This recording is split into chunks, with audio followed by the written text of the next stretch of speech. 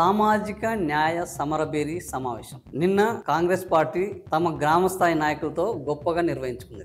సమావేశం బాగానే జరిగింది. కానీ సమావేశంలో ముఖ్యమంత్రి రేవంత్ రెడ్డి గారు మాత్రం రెచ్చిపోయారు. కేసీఆర్ కోటను బద్దలు కొట్టాము, కేసీఆర్ అహంకారాన్ని దించాము, మేము అద్భుత పాలన అందిస్తున్నాం, ప్రజాపాలన అందిస్తున్నాం, ఈ ప్రజలు రైతులు సంతోషంగా ఉన్నారు, ఎనీ సెంటర్ రండి చూసుకుందాం. ముఖ్యమంత్రి తమ పాలన మీద తమకున్న నమ్మకాన్ని ఇట్లా ప్రకటించుకోవడం నిజంగా గర్వించదగ్గ విషయం. ఇదే విశ్వాసంతో రానున్న అసెంబ్లీ ఎన్నికల్లో 100 సీట్లు ఖచ్చితంగా గెలుస్తాం, ఒక్క సీటు కూడా తగ్గదు, 100 మందినైనా పంపించు షేర్ఖాన్ ఒక్కరు తగ్గకూడదు అన్న ఒక డైలాగును మరిపించే విధంగా పొలిటికల్ డైలాగ్ పెట్టారు. అంతటితో కాకుండా 15 ఎంపీ సీట్లను కూడా గెలుస్తామన్నారు. కాంగ్రెస్ ఢిల్లీలో కాంగ్రెస్ ప్రభుత్వాన్ని మేమే తీసుకొస్తాము అన్న ఒక ధైర్యాన్ని కూడా కల్పించారు. ఇంతవరకు బాగానే ఉన్నది. కానీ అసెంబ్లీ ఎన్నికలు ఇంకా 3.5 ఏళ్ల తర్వాత ఉన్నాయి. దానికి ముందే ముసళ్ళ పండుగ అనేది ఒకటి ఉన్నది. జూబ్లీ హిల్స్ ఉప ఎన్నికలు, మాగంటి గోపీనాథ్ ఎమ్మెల్యే చనిపోవడంతో జూబ్లీ హిల్స్ ఉప ఎన్నికలు వచ్చినాయి. ఆ తర్వాత స్థానిక సంస్థల ఎన్నికలు వాయిదా పడుతూ కోర్టు అక్షింతలు వేసిన తర్వాత కూడా నిర్వహించకుండా అది ఇంకా ఆలస్యం అవుతుంది. దీని మీద కులగణన అన్నారు, రిజర్వేషన్లు అన్నారు, ఇంకా ఫైనల్ చేస్తామన్నారు, కేంద్రాన్ని తీరుతున్నారు. మొత్తానికి స్థానిక సంస్థల ఎన్నికలు కూడా ఇక నిర్వహించక తప్పని పరిస్థితి ఏర్పడింది. నిన్న సమావేశంలో వచ్చే ఎన్నికల్లో అసెంబ్లీ ఎన్నికల్లో 100 సీట్లు సాధిస్తామన్న రేవంత్ రెడ్డి గారు రానున్న స్థానిక సంస్థల ఎన్నికల్లో ఖచ్చితంగా మెజార్టీ సీట్లు కాంగ్రెస్ కైవసం చేసుకుంటుంది. కాంగ్రెస్ యొక్క ప్రజాపాలనకు రానున్న స్థానిక సంస్థల ఎన్నికలు ఒక రెఫరెండం, ఇది నేను ఛాలెంజ్ చేస్తున్నాను అనే ఒక ఆత్మవిశ్వాసాన్ని మాత్రం ప్రకటించలేకపోయారు. ఎందుకు?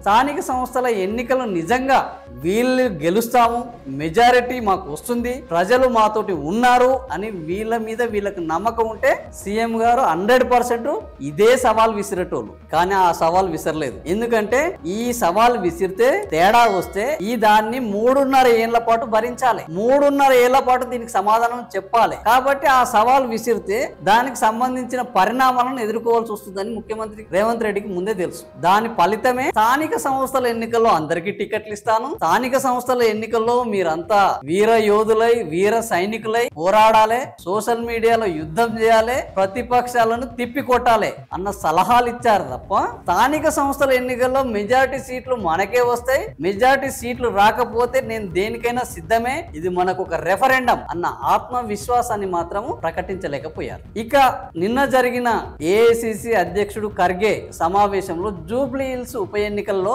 ఖచ్చితంగా కాంగ్రెస్ పార్టీ గెలవాలి అని వాళ్ళు చర్చించుకున్నారు. కానీ ఈ విషయాన్ని కూడా సీఎం రేవంత్ రెడ్డి గారు రానున్న జూబ్లీ హిల్స్ ఉప ఎన్నికల్లో మేమే గెలుస్తాం, హైదరాబాద్ లో చాలా పనులు చేశాము, హైదరాబాద్ ను డెవలప్ చేస్తున్నాము, ఇక హైదరాబాద్ లో వచ్చే ఎన్నికల్లో మాదే విజయం అనే ధీమాను కూడా ప్రకటించలేకపోయారు.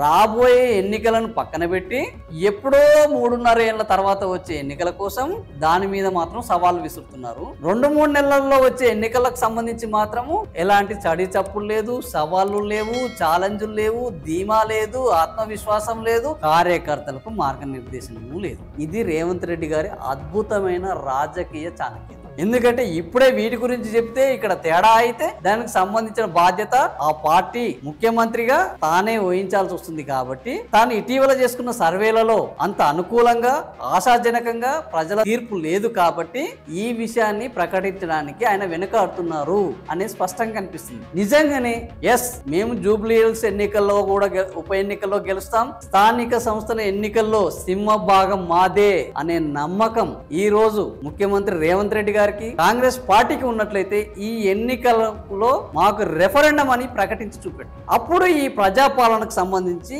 మీరు అందిస్తున్న పాలన పట్ల మీకున్న విశ్వాసం ఏందనేది జనాలకు అర్థమవుతుంది. ఫలితాలను బట్టి అప్పుడు మీకు అది రెఫరెండం అవుతుందా, మీకు దినదిన గండం అవుతుందా అనేది తెలిసిపోతుంది. కానీ వీటిని పక్కన పెట్టేసి చివరి నిమిషంలో వచ్చే ఎన్నికల గురించి సవాళ్లు చేసి చర్చకు సిద్ధమా ఇవన్నీ అనడం వల్ల ముఖ్యమంత్రి గారు మీరు చేస్తున్న ప్రకటనలు జనాలకు ఏమి తెలియవు, వస్తున్న ఎన్నికలు ఏమి తెలియవు అని అనుకుంటే మాత్రము మీరు జనాలను తక్కువ చేసి మిమ్మల్ని మీరు ఎక్కువ చేసుకుంటున్నాం అనుకుంటే ప్రజాస్వామ్యంలో ఇట్లాంటి వాటికి ప్రజలు ఖచ్చితంగా సమాధానం చెప్తారు. ఇప్పుడు జరుగుతున్న ఎన్నికల గురించి మాట్లాడండి, ఇక్కడ గెలుస్తామని ఛాలెంజ్లు చేయండి, ఇది మీ పాలనకు రిఫరెండం అని చెప్పండి. అప్పుడు ఆ వచ్చే ఫలితాలు నిజంగా మీ అయితే మీ ప్రజాపాలనను ఖచ్చితంగా హర్షిస్తారు. ఎస్, రేవంత్ రెడ్డి గారు ఒక మాట అన్నారంటే అది నిలబెట్టుకుంటారు అంటారు. రేవంత్ రెడ్డి గారి పాలన బాగున్నది అని ఆయన నమ్మారు కాబట్టే ప్రజలను నమ్మించారు, ప్రజలు కూడా నమ్మారు అని తేలుతుంది. ఇవన్నీ కాకుండా ఎప్పుడో వచ్చే ఎన్నికలకు ఈ ఛాలెంజ్లు చేయడం, దీనివల్ల రానున్న ఎన్నికల మీద